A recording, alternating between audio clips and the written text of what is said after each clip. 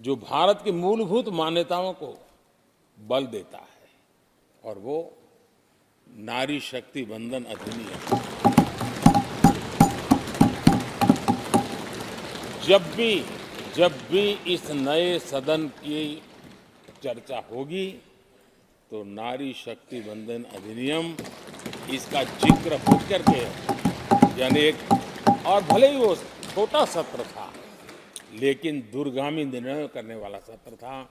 इस नए सदन की पवित्रता का एहसास उसी पल शुरू हो गया था, जो हम लोगों को एक नई शक्ति देने वाला है।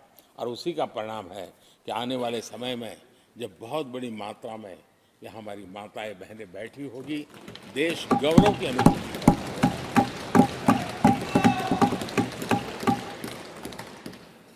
3 तलाक, कितने उतार चढ़ाव से हमारी मुस्लिम बहनें इंतजार कर रही थी। अदालतों ने उनके पक्ष में निर्णय किए थे, लेकिन वो हक उनको प्राप्त नहीं हो रहा था। मजबूरियों से गुजारा करना पड़ रहा था। कोई प्रकट रूप से कहे, कोई अप्रकट रूप से कहे, लेकिन 3 तलाक से मुक्ति का बहुत महत्वपूर्ण और नारी शक्ति के सम्मान का काम 17वीं लोकसभा ने किया है। सभी मान्य सांसद, उनके विचार कुछ भी रहे हो, उनका निर्णय कुछ भी रहा हो, लेकिन कभी न कभी तो कहेंगे कि हाँ, इन बेटियों को न्याय देने का काम भी करने के समय हम वहां मौजूद हैं। पीढ़ियों से होता यह न्याय हमने पूरा किया है, और वो बहनें हमें आशीर्वाद दे रही हैं। आदरणीय अध्यक्ष जी, आने वाले 25 वर्ष हमारे देश के लिए बहुत महत्वपूर्ण है। राजनीति की गहमागहमी अपनी जगह पे है, राजनीतिक क्षेत्र के लोगों की अपनी आशा आकांक्षा अपनी जगह पे है, लेकिन देश की अपेक्षा, देश की आकांक्षा, देश का सपना, देश का संकल्प ये बन चुका है। 25 साल वो हैं जो देश इच्छित परिणाम प्राप्त करके रहेगा।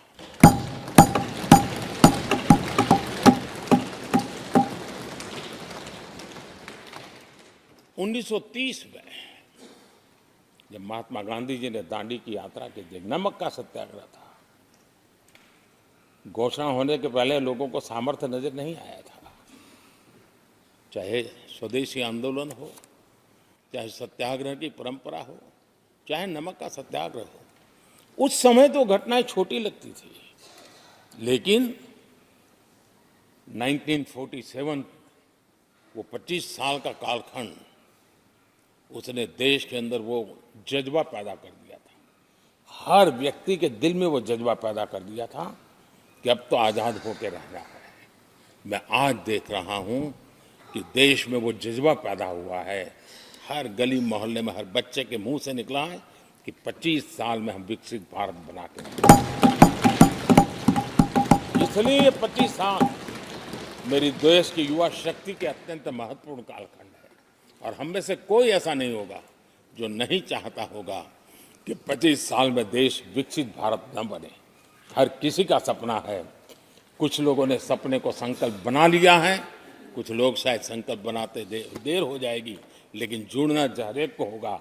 और जो जुड़ भी नहीं पाएंगे और जीवित होंगे तो फल तो जरूर खाएंगे। ये मेरा आदरणीय अध्यक्ष जी, ये 5 वर्ष युवाओं के लिए बहुत ही ऐतिहासिक कानून भी बने हैं। व्यवस्था में पारदर्शिता लाकर युवाओं को नए मौके दिए गए हैं। पेपर लीक जैसी समस्या जो हमारे युवाओं को चिंतित करती थी, हमने बहुत ही कठोर कानून बनाया है ताकि उनके मन में जो सवाल या निशान था और उनको व्यवस्था के प्रति उनका गुस्सा था, उसको एड्रेस करने का सभी माननीय सांसदों ने देश के युवाओं के मन के भाव को समझ करके बहुत ही महत्वपूर्ण निर्णय किया है। आदरणीय अध्यक्ष जी, ये बात सही है कि कोई भी मानव जात अनुसंधान के बिना आगे नहीं बढ़ सकती है। उसको नित्य परिवर्तन के लिए अनुसंधान अनिवार्य होते हैं और मानव जात का लाखों साल का इतिहास गवाह है कि हर काल में अनुसंधान होते रहे हैं, जीवन बढ़ता चला गया है, जीवन का विस्तार होता गया है।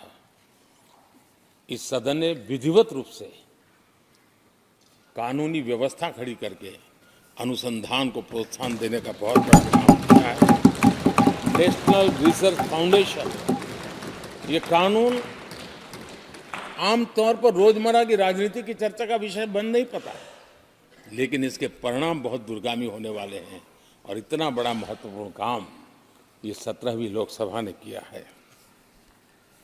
मुझे पक्का विश्वास है देश की युवा शक्ति में इस व्यवस्था के कारण दुनिया का रिसर्च और का एक हब हमारा देश बन सकता है। हमारे देश की युवा के टैलेंट ऐसी है, आज भी दुनिया की बहुत कंपनियां ऐसी हैं जिनके इनोवेशन के काम आज भी भारत में हो रहे हैं, लेकिन एक बहुत बड़ा हब बनेगा, यह मेरा पूरा विश्वास है।